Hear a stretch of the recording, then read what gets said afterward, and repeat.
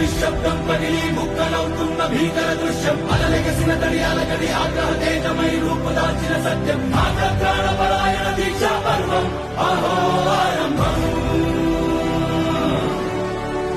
Delhi university के सारे students को बहुत बहुत धन्यवाद करता हूँ कि आपने मेरे को आर्यमान को अध्यक्ष पद जिताया। साथ ही साथ मैं ये बताना चाहता हूँ, आपकी बार अखिल भारतीय विद्यार्थी परिषद 4 में से 3 सीट जीती। मैं अध्यक्ष पद पे जीता, भाई कुणाल चौधरी सेक्रेटरी पद पे जीता, भाई दीपिका बहन जॉइंट सेक्रेटरी पद पे जीती।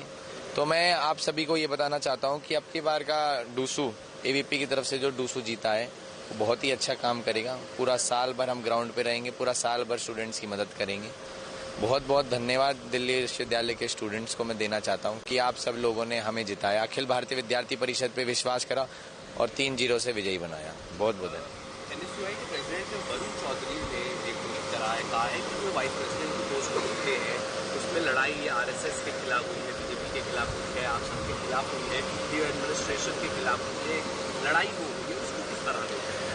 इनका हर बारी की तरह है, जब ये सीट जीत जाते हैं तो ये जश्न मनाते हैं, जब ये सीट हार जाते हैं तो उंगली उठाते हैं कि ये चीज़ें ऐसी ऐसी क्यों हुई। मेरे को बहुत अच्छा लग रहा है, आज मेरा 5 साल का सपना पूरा हुआ है और आज मैं दिल्ली यूनिवर्सिटी के हर एक साथी का दिल से धन्यवाद करता हूं कि आज उन्होंने मेरे को विजयी बनाया, मेरे पे भरोसा जताया और 16,000 से विजयी बनाया।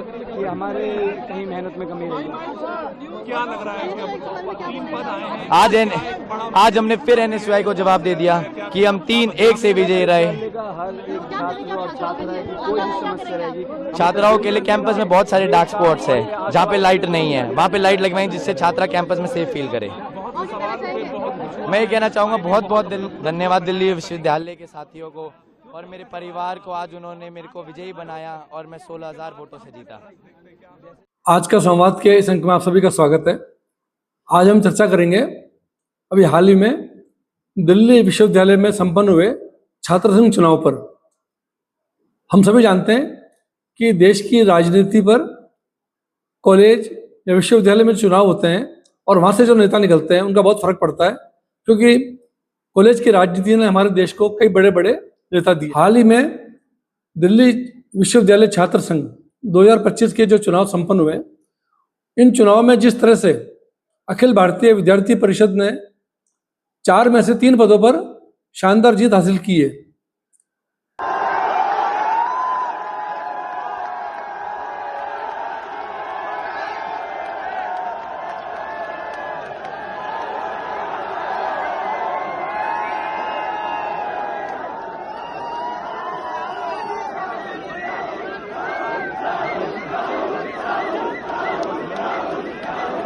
सांकेतिक रूप से इसके बहुत अर्थ निकलते हैं, क्योंकि किसी भी कॉलेज या यूनिवर्सिटी के चुनाव मोटे तौर पर हमारे देश में युवाओं की सोच को दर्शाते हैं। दिल्ली विश्वविद्यालय छात्र संघ के चुनाव और भी महत्वपूर्ण हो जाते हैं, क्योंकि वहाँ सिर्फ दिल्ली या उसके आसपास के छात्र ही पढ़ाई करने नहीं आते, बल्कि संपूर्ण भारत के विभिन्न भागों से छात्र वहाँ पढ़ने आते हैं और इन चुनाव में वोट देते हैं। इस वर्ष भाजपा समर्थित छात्र संगठन एबीवीपी द्वारा अध्यक्ष, महामंत्री और संयुक्त सचिव जैसे 3 महत्वपूर्ण पदों पर जीत हासिल करना बहुत बड़ी बात है। इस विजय से क्या संदेश गया और इस पर चर्चा करते हैं। ये परिणाम बताते हैं कि विपक्षी नैरेटिव कि ईवीएम में गड़बड़ी, संविधान खतरे में है, जातीय जनगणना और वोट चोरी जैसे जो मुद्दे विपक्ष ने उठा रखे थे, उसको युवा पीढ़ी या हम कह सकते हैं जैन जी ने नकार दिया है और वो इन जुमले कह लो या नारों के झांसे में नहीं आई। दूसरा, नेपाल में जिस तरह से जैन जी आंदोलन ने सरकार का तख्ता पलट कर दिया था, तो उसी के अनुरूप हमारे देश के कुछ बड़े बड़े राजनेता, कुछ विपक्षी दल यहाँ भी ऐसी उम्मीद कर रहे थे, यहाँ का जो जैन जी है वो भी इस तरह की प्रतिक्रिया करेगा और कहीं ना कहीं वो युवाओं से उम्मीद कर रहे थे कि वो भी नेपाल की तरह या बांग्लादेश की तरह देश में जो है आंदोलन करे और सरकार को खतरे में डाले। लेकिन अखिल भारतीय विद्यार्थी परिषद की डूसू 2025 के चुनाव में विजय से नैरेटिव धराशायी हो गया और ऐसा लगता है कि जो युवा पीढ़ी है वो मोदी जी का जो कार्यप्रणाली है या उनकी कार्यशैली है या उनके द्वारा छात्रों को जो आश्वासन दिया जा रहा है या जिस दिशा में सरकार चल रही है उसको उन्होंने एक तरह से कहना चाहिए अपनी स्वीकृति दे दी है।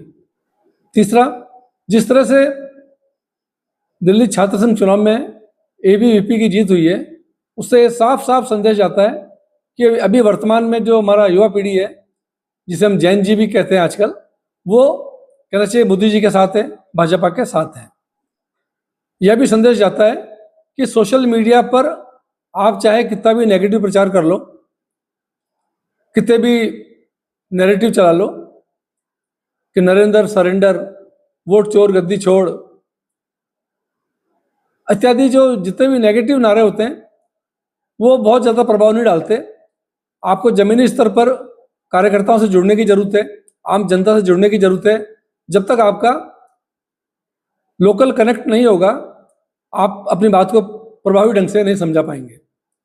तो हम कह सकते हैं कि दिल्ली छात्र संघ चुनाव ने एक बहुत बड़ा संदेश दिया है कि वर्तमान जो सरकार है वो युवा पीढ़ी उसके साथ है और उसकी नीतियों को युवा पीढ़ी पसंद कर रही है। और जिस तरह से मोदी जी समय समय पर युवाओं से अपने आप को जोड़ के रखते हैं, कनेक्ट करते हैं, तो वो अभी भी युवा पीढ़ी जो है कहना चाहिए कि सरकार के साथ है। जीत मेरी नहीं, दिल्ली विश्वविद्यालय के एक उस छात्र की है जो प्रवासी है, जो दूसरे क्षेत्र से आकर दिल्ली विश्वविद्यालय में रह रहा है, हॉस्टलों में रह रहा है, पीजीओ में रह रहा है और हिम्मत कर कर मैंने दिल्ली विश्वविद्यालय में चुनाव लड़ा और राज्य विद्यार्थी परिषद ने मुझे टिकट दी, उसके लिए धन्यवाद। मेरा जीत का श्रेय सारा विद्यार्थी परिषद और एक एक विद्यार्थी को जाता है दिल्ली विश्वविद्यालय को, जिसने मुझ पर भरोसा दिखाया, मेरी मेहनत को समझा। छात्राओं के लिए मैं 365 दिन खड़ी रहूंगी, रात के 12 बजे भी अगर मुझे खड़ा रहना पड़ा तो मैं उनके लिए खड़ी रहूंगी।